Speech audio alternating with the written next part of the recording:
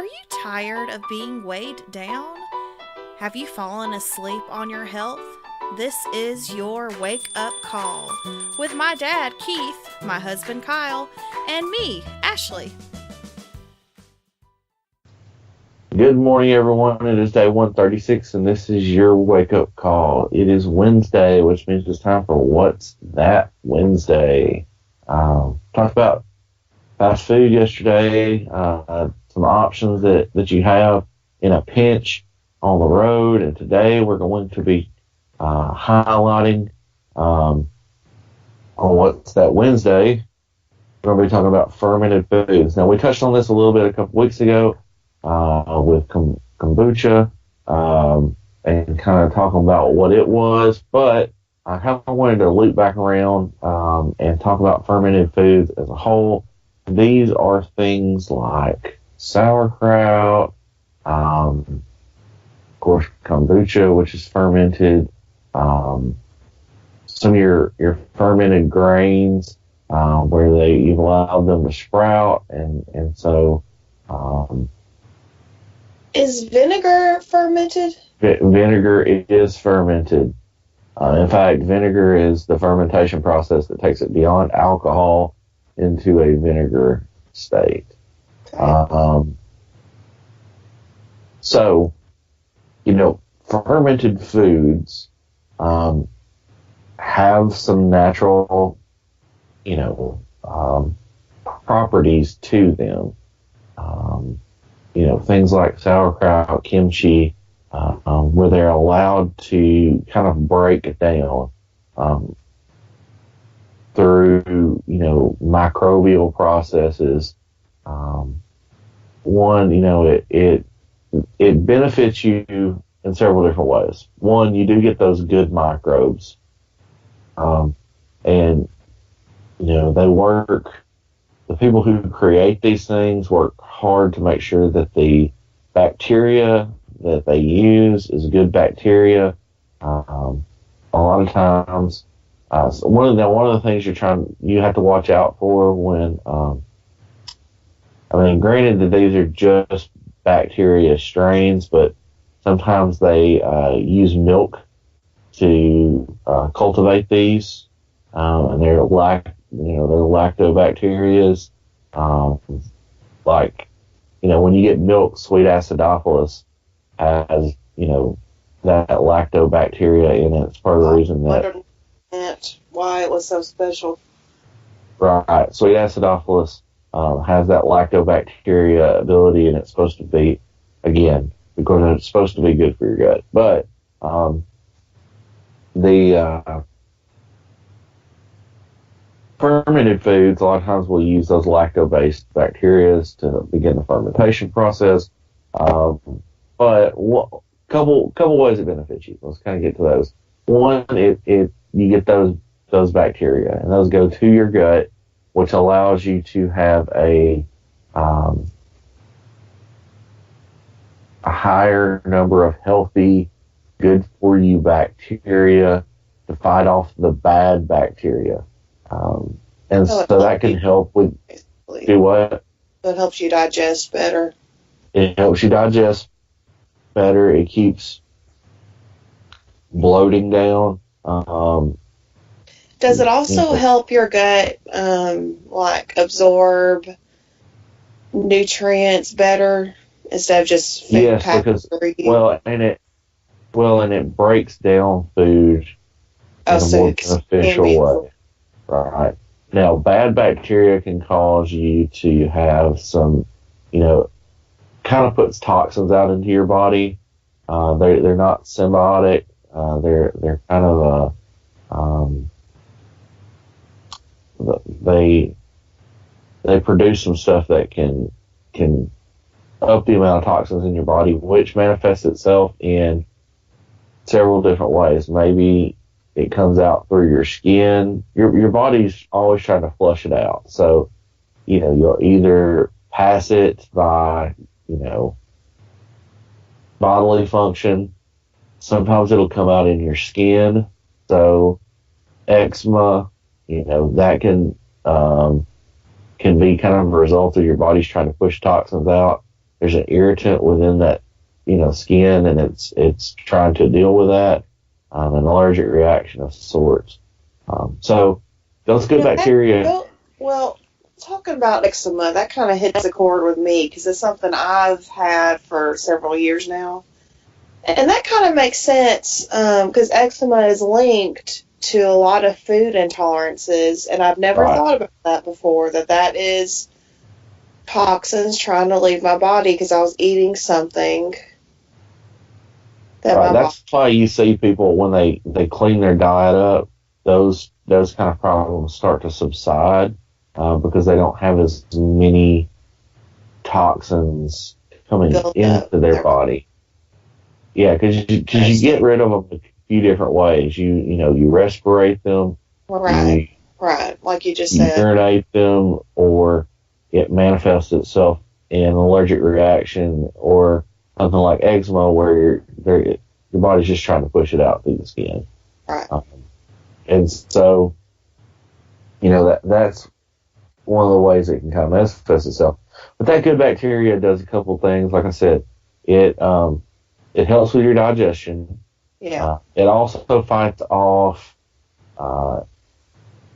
different yeasts, and different things within your gut that are just bad for you in general. And it keeps those things, it's kind of like a constant war going on in your gut, for dominance. And we want to make sure that we get as many of those good bacteria in there. One, to keep bloating down, but two, just to help digestion overall. So that's one of the things. But fermented foods, another reason they're good for you. You get those bacteria, but also that bacteria kind of digests the food for you. So it's easier on your stomach in some ways. Because it's already broken down partially. Because it's already broken down. Okay. And so most fermented foods tend to have an acidic nature, and so that's something to kind of watch with them. But your pickled brine, your just like your sauerkraut, your kimchis, those kind of things tend to be easier to digest too because they have an acidic nature, and so they can just make it easier on your body to break them down.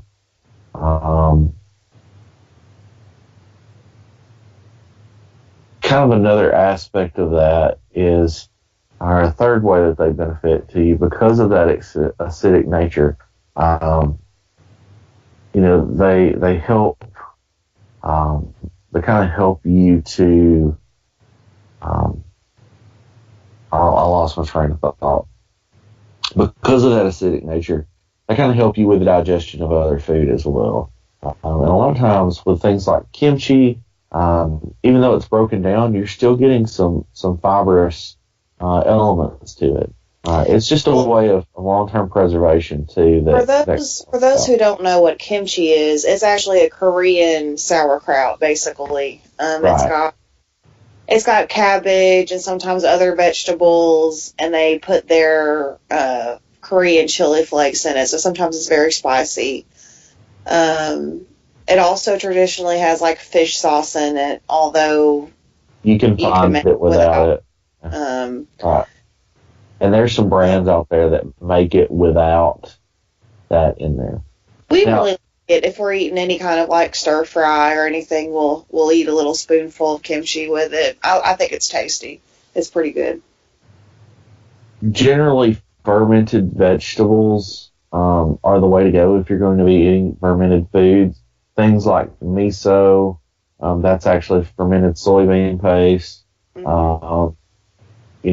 Those. So that and sauerkrauts, kimchis, some of your pickled items, the pickled vegetables are the way to go. Yes. It's when you start to get into the fermented grains that there becomes some issue, because fermented grains, you're breaking down those items. I mean, that's how we get alcohol.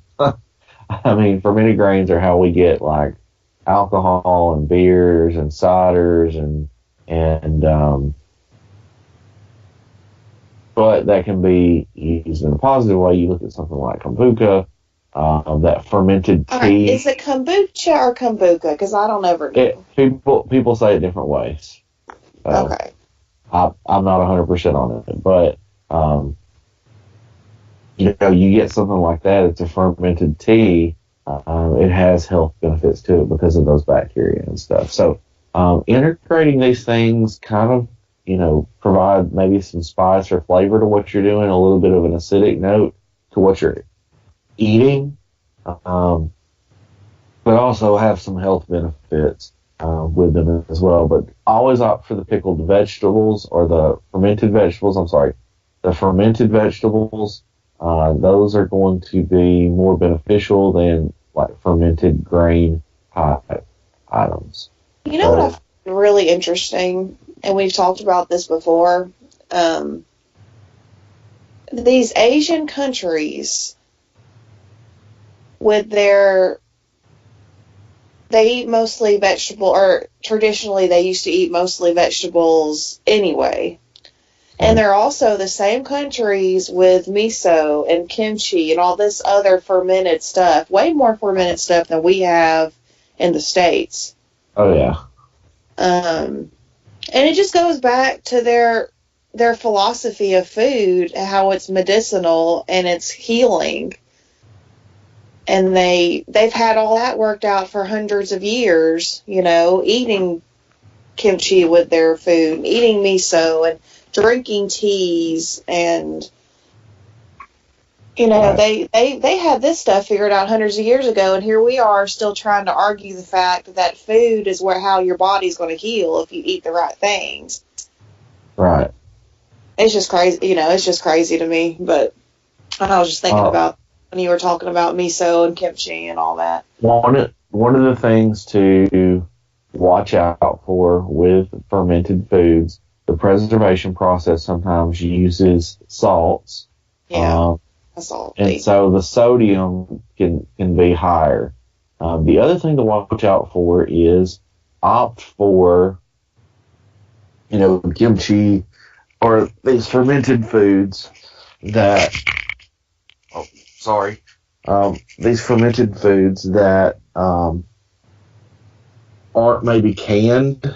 I mean, canned, but just watch how they're packaged, because that packaging process can remove a lot of the potentially healthy bacteria that's available in them. Okay. So when you pasteurize, you're killing off any bacteria. And so that's one of the things you run into sometimes. There's some really good recipes out there if you want to make your own sauerkraut, you want to make your own kimchi.